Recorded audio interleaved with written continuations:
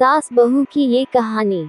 ये कहानी एक छोटे से शहर की है। सास बहू की। बहू कहाँ मर गई? अंदर से आवाज आई, जिंदा हूँ माँ जी। तो फिर मेरी चाय क्यों अभी तक नहीं आई? कब से पूजा करके बैठी हूँ।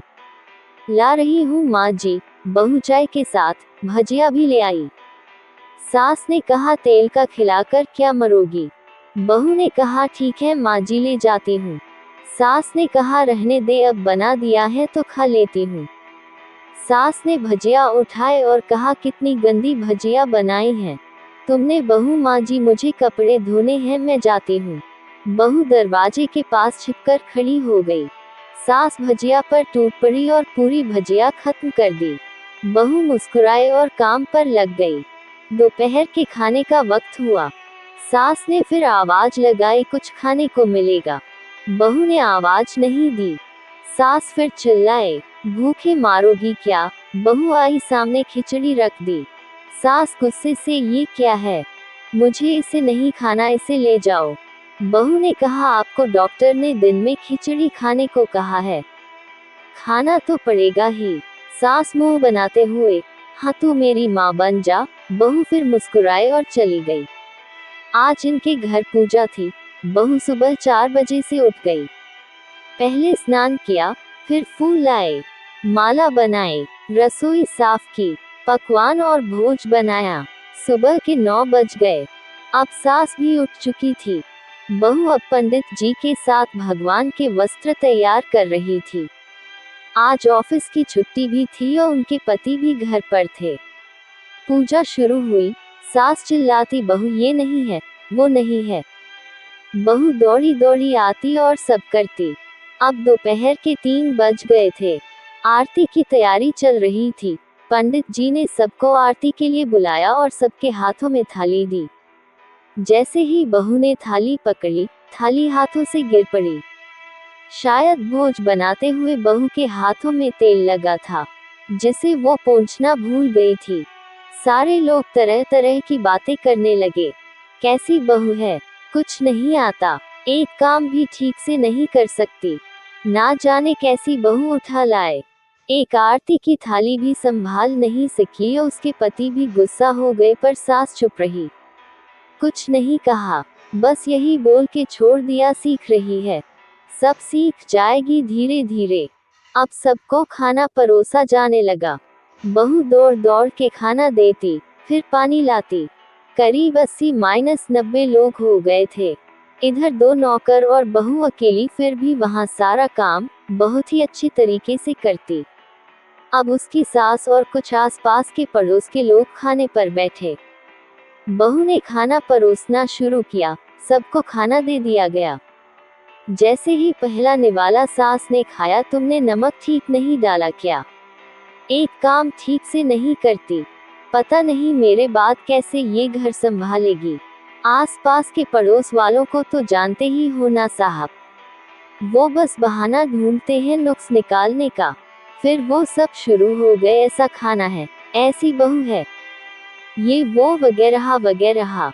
दिन का खाना हो चुका था। अब बहू बर्तन साफ करने नौकरों के साथ लग गई। रात में जगराता का कार्यक्रम रखा गया था। बहू ने भी 1-2 गीत गाने के लिए स्टेज पर चढ़ी। सास जोर से चिल्लाई, मेरी नाक मत कटा देना, गाना नहीं आता तो मत गा, वापस आ जा। बहू मुस्कुराए और गाने लगी। सबने उसके गाने की तारीफ की, पर सास मुंह फुलाते हुए बोली, इससे अच्छा तो मैं गाती थी जवानी में, तुझे तो कुछ भी नहीं आता। बहू मुस्कुराए और चली गई। अब रात का खाना खिलाया जा रहा था। उसके पति के ऑफिस के दोस्त साइड में ही ड्रिंक करने लगे। उसका पति चिल्लाता, थोड़ा बर्फ लाओ, तो सास चिल्लाती, यहाँ दाल नहीं है। फिर चिल्लाता, कोल्ड ड्रिंक नहीं है, पापड़ ले आओ। इधर उधर आखिरी में उसके पति की शराब गिर पड़ी उसके एक दोस्त पर और बुलेट टूट गई।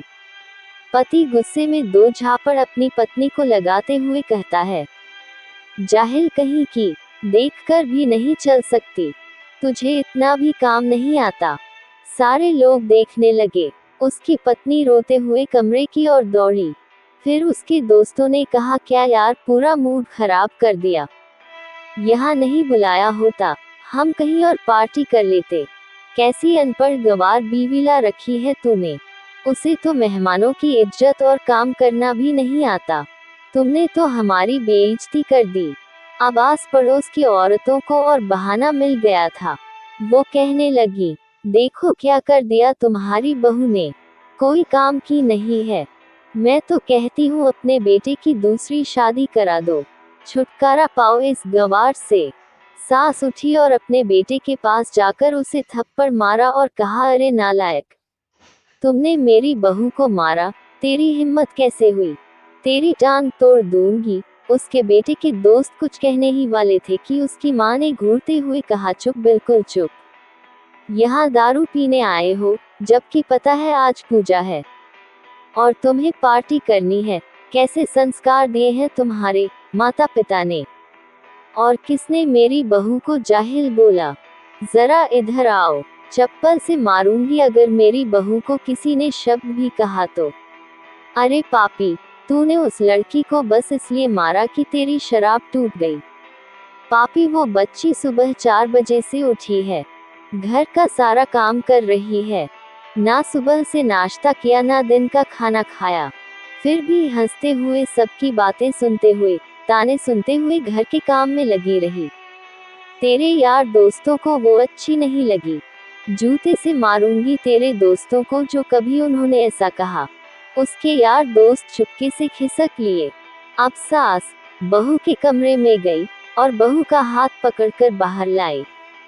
सबके सामने कहने लगी, किसने कहा था अपनी बहू को घर से निकालने के लिए दूसरी बहू ले आना। जरा सामने आओ। कोई सामने नहीं आया। फिर सास ने कहा, तुम जानते भी हो क्या कह रहे हो इस लड़की के बारे में।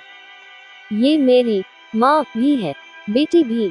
माँ इसलिए मुझे गलत काम करने पर डांटती है और बेटी इसलिए।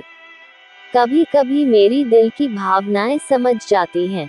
मेरी दिन रात सेवा करती है, मेरे 1000 ताने सुनती है पर एक शब्द भी गलत नहीं कहती। ना सामने ना पीठ पीछे कुछ कहती है। और तुम कहते हो दूसरी बहू ले आऊं। याद है ना छुटकी की दादी, अपनी बहू की करतूत।